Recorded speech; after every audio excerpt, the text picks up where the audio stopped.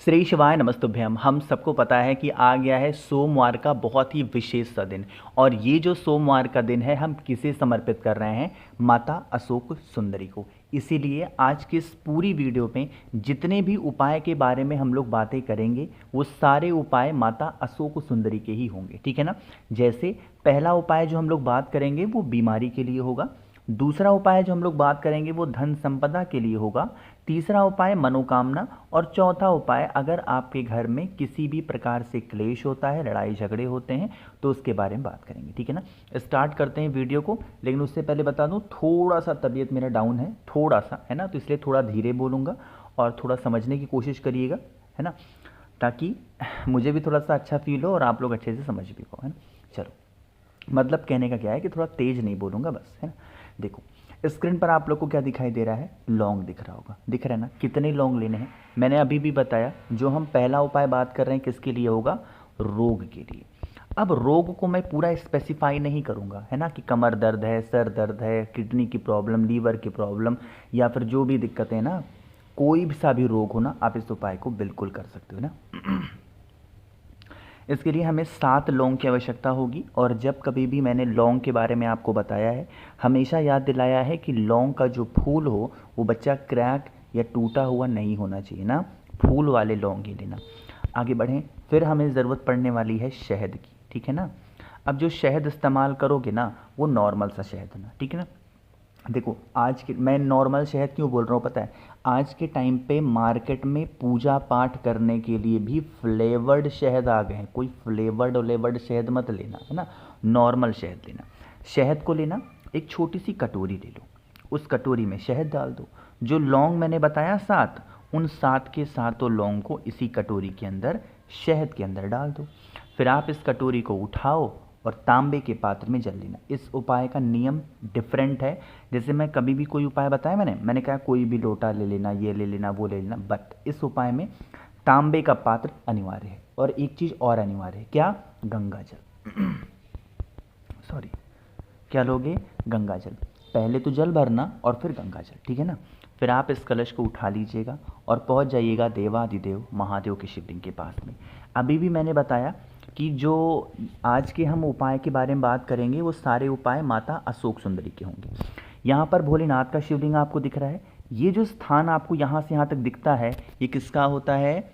बताओ। माता अशोक सुंदरी का।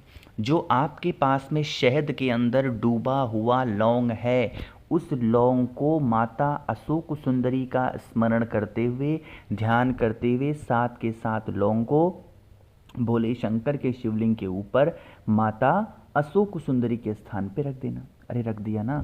रखने के बाद में अब क्या करना है? आप लोगों को 1 लोटा जल चढ़ाना है। अब सुनिएगा, जब आप जल चढ़ाओगे तो यहाँ पर कुंदकेश्वर महादेव का ध्यान करेंगे। किसका ध्यान करोगे? कुंदकेश्वर महादेव। हाथ जोड़ना, विनती करना, हे शिव शंभो, हमारे घर में, हमारे परिवार में ऐसे प्रॉब्लम है, ये इंसान है जो बहुत बीमार रहता है, बहुत परेशान रहता है, आप हमारे घर परिवार की इन सभी समस्याओं को दूर करें, हमारे घर से बीमारियां दूर हो जाएं, ऐसे विनती करना।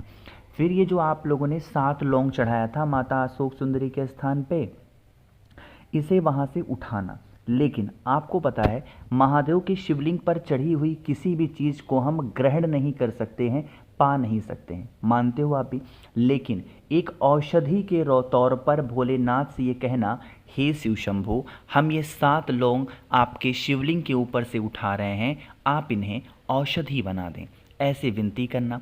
7 लौंग को लेके घर पे जाना। जो व्यक्ति घर में बीमार है, अगर वो डेली 1 लौंग उसी को खड़े हो करके, बैठ करके, सो करके, कैसे भी करके कुंदकेश्वर महादेव के नाम से अगर खा लेता है ना, तो उसकी कितनी भी बड़ी बीमारियां होंगी, कितनी भी पुरानी बीमारियां होंगी, वो ख़त्म ज़रूर हो जाएंगी, ठीक है ना। आगे बढ़ते हैं। पहला उपाय हमने डिस्कस कर लिया जो कि बीमारी के लिए था। आगे बढ़ते हैं इस वीडियो के दूसरे उपाय की तरफ, जो कि आज के टाइम पे हर एक फैमिली, हर एक परिवार की ज़रूरत बन गई है, और वो होती है धन, है ना। कुछ लोग कहते हैं ना कि धन सब कुछ नहीं होता, है ना। ये वही लोग कहते हैं जिनके पास धन नहीं होता है ना। मानते हैं इस बात को कि धन सब कुछ नहीं होता है, खुशियाँ सब कुछ होती हैं, लेकिन उन खुशियों के लाओगे कैसे? कैसे लाओगे उन खुशियों को?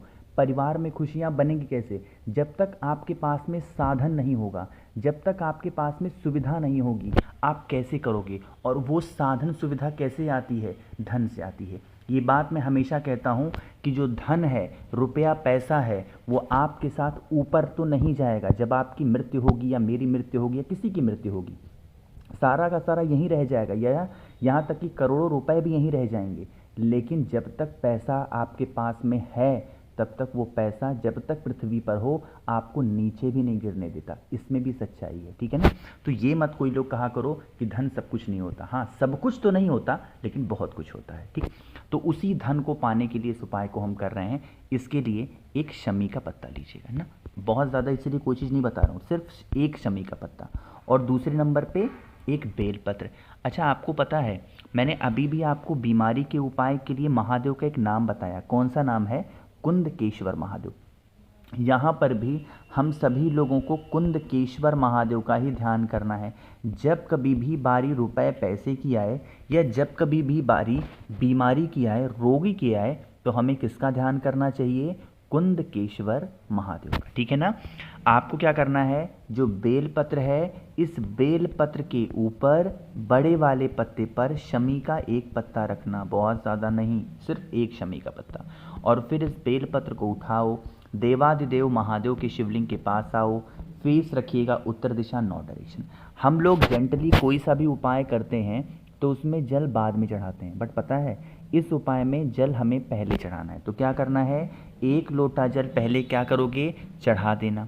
अब चढ़ाने के बाद में जो आपको मैंने बेलपत्र दिखाई ना, शमी के पत्ते को चिपका करके, उस बेलपत्र को कुंदकेश्वर महादेव के नाम से माता अशोक सुंदरी के स्थान पे चढ़ाना और ये विनती करना, हे देवी माँ, हमारे घर में, परिवार में धन संपदा की बहुत कमी है, हम लोग परेशान रहते, हमारे घर में धन संपदा को लेके बहुत दिक्कत है, हम लोग परेशान हैं, कर्ज में डूबे जा रहे हैं, आप हमारे घर परिवार की इन समस्याओं को दूर करें। ऐसे विनती और प्रार्थना कर लेना, आपके घर में धन संपदा टिकना स्टार्ट हो जाएगा अगर आपके घर में पैसे रुकते नहीं हैं तो, ठीक है ना? तो हमें 2 उपाय के बारे में बात कर लिया, पहला बीमारी के लिए, दूसरा धन संपदा, और तीसरा अब बात करने वाले हैं मनोकामना के लिए ना। मनोकामना को भी यहाँ स्पेसिफाई नहीं करूँगा, किसी को धन की प्रॉब्लम है, किसी को व्यापार की दिक्कत है, किसी को किसी चीज़ की, हर एक इंसान की अपनी अलग मनोकामना है, अपनी अलग विशेष है ना? अब आपको क्या करना है? इस प्रकार से चावल के 3 दाने लेना, बहुत ज़्यादा की कोई आवश्यकता नहीं है, ठीक है ना?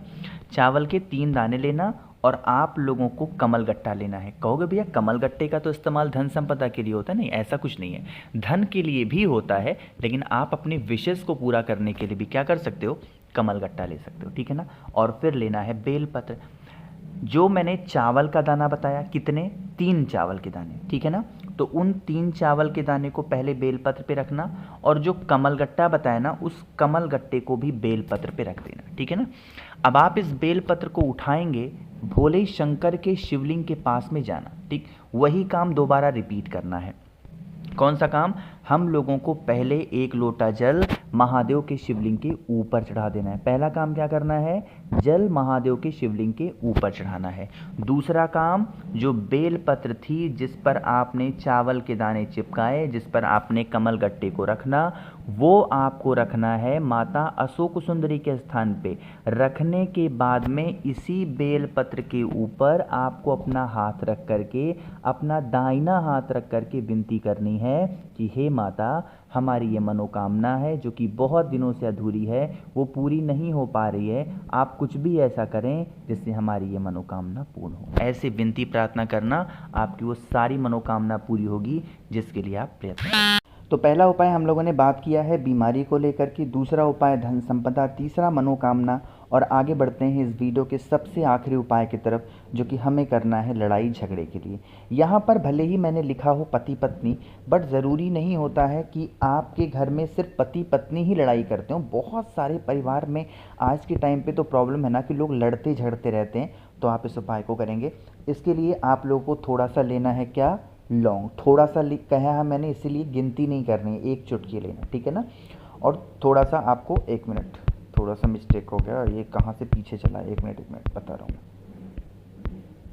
वही तो मैं सोच रहा था। ठीक है, आपको क्या करना है सॉरी, आपको ज़रूरत पड़ने वाली किसकी? काली मिर्च की। लड़ाई झगड़े के लिए मैं वही, जब मैंने देखा कि ये क्या मैं बोल रहा हूँ, तो काली मिर्च की आवश्यकता आपको ज़रूर पड़ने वाली, क्योंकि जब कभी भी घर में लड़ाई होती है ना कहीं नज़र की बातें ज़रूर होती हैं। तो इसीलिए आपको थोड़ा सा काली मिर्च लेना है, थोड़ा सा काला तिल लेना है, और फिर दूरवा लेना है। 1-2 दूरवा लेना, बहुत ज़्यादा नहीं। अपने पूरे घर में घूमना, इन तीनों चीज़ों को लेके जितने भी रूम्स होंगे ना सभी कमरों में घूमना, और महादेव के शिवलिंग के ऊपर माता अशोक सुंदरी के स्थान पे एक नाम है महादेव का। कौन सा नाम है? श्रम्भेश्वर महादेव। रिपीट कर रहा हूँ, कौन सा नाम है? श्रम्भेश्वर महादेव। कुछ लोग इस नाम को स्वयं भूश्वर भी बोलते हैं। ये दोनों नाम डिफरेंट है, इस चीज़ का ध्यान रखिएगा, बहुत दिमाग मत लगाया करिए। क्या नाम बोलना है? श्रम्भेश्वर महादेव के नाम से समर्पित करना, घर में से लड़ाई झगड़े खत्म हो जाएंगे। बाकी मैंने कोशिश की आप सभी को सब कुछ अच्छा बताने की। कोई चीज़ें समझ में ना आई हो तो नीचे कमेंट सेक्शन में पूछिएगा, मैं पूरी कोशिश करूँगा रिप्लाई करने की। मेरे जितने भी भाई बहन आवाज़ पहली बार सुन रहे हैं, चैनल को ज़रूर सब्सक्राइब करेंगे। श्री शिवाय, नमस्तुभ्यम।